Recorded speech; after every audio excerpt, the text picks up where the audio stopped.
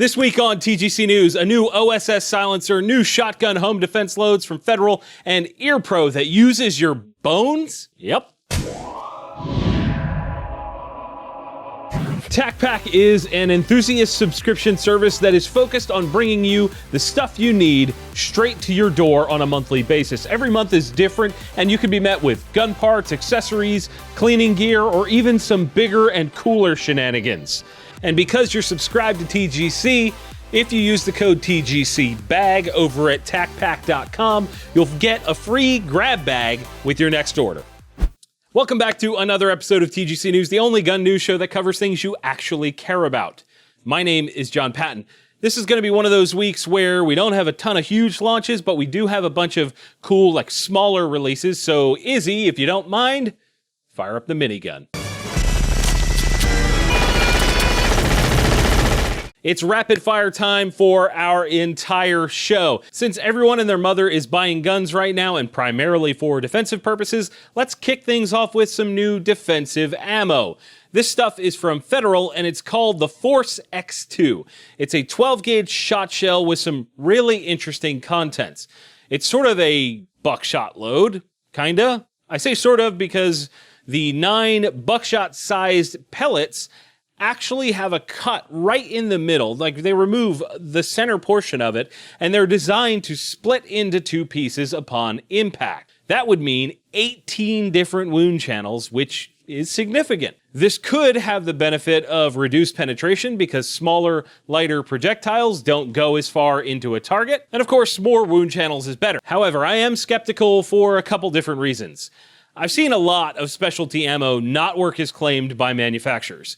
My thoughts for this is that it has potential to not split. If it doesn't come apart, then it's just buckshot, which isn't bad necessarily, but it's not working as intended. And then if it does split and function as designed, will you get enough penetration to get to the vitals to stop the threat? Federal stuff is usually pretty good. It's not failed very often, so I'm not writing it off just yet, but I am still skeptical. Pricing on the X2 is listed as $22.99 for a box of 10. In Does It Take Glock Mag's news? Yes, it does. Glock has just announced something that, quite frankly, should have been released about a decade ago. It's what they're calling a Modular Magwell. It simply locks into the bottom of the gun, and biggity bam, you're funneling mags into the gun like food truck tacos on a bender.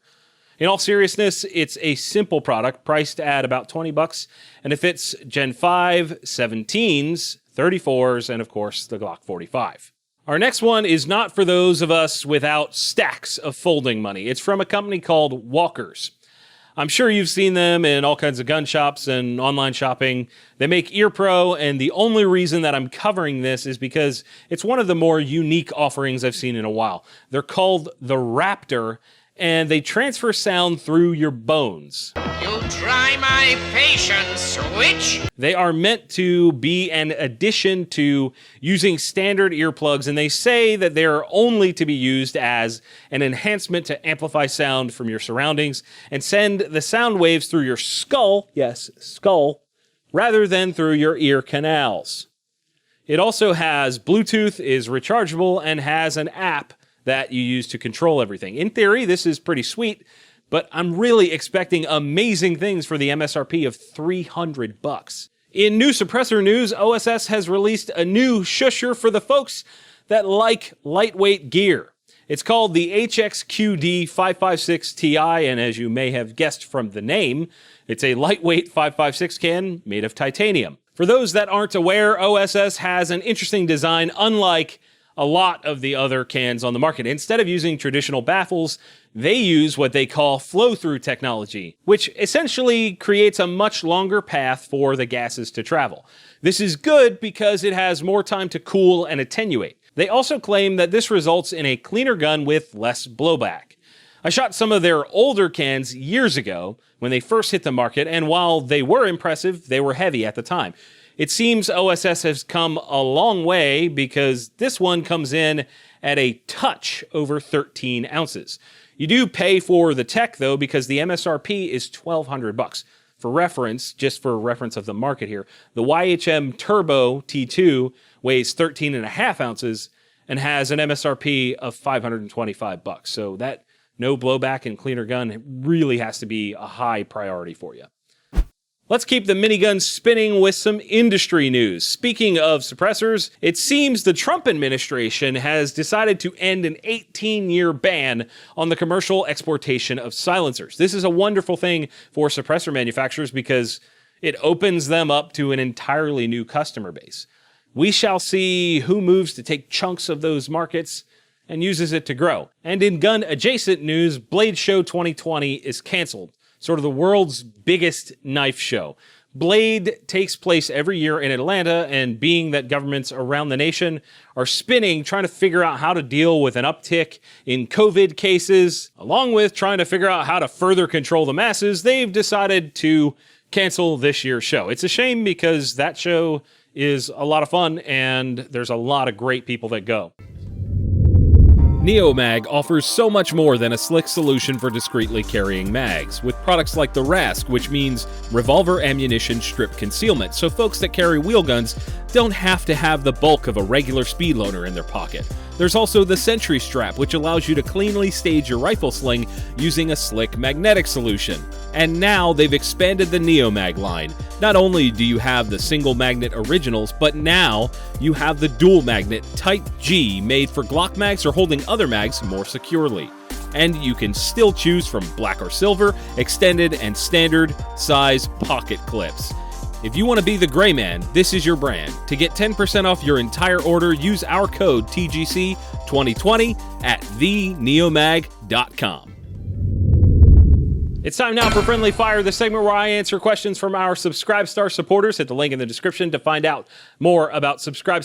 First up, Dustin G says, what was the moment in your life when you realized that you were pro-gun? That's tough because for me, it was sort of a growth into that. It was a process, I guess.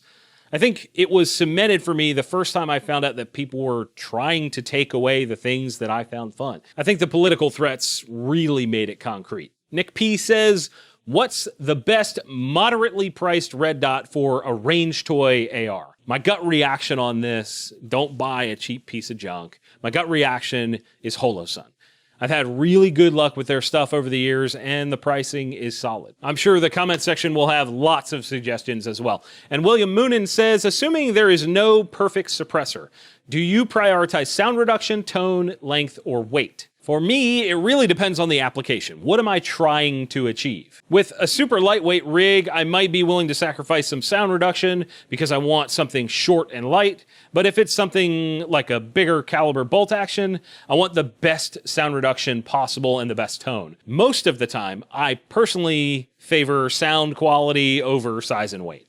That's just a personal preference. I want it to be quiet and sound great. My friendly fire question to you guys, what do you think about having an armor plate or panel in your EDC bag? Since I've been using my Vertex bag, discounted TGC. Anyway, since I've been using my Vertex bag, that's something that I've considered doing, but I want to know what you guys are thinking about that sort of thing, having armor in your EDC bag. Drop your thoughts in the comments below, and if you want to ask a question, jump over to Subscribe and join us on there. As always, guys, that's it for this week's show. You know what to do. Hit that like button if you enjoyed it, and if you think we've earned it, go ahead and get subscribed as well, and be sure to hit the notification bell. I would really, genuinely appreciate it. And as always, thank you all for watching. See you soon.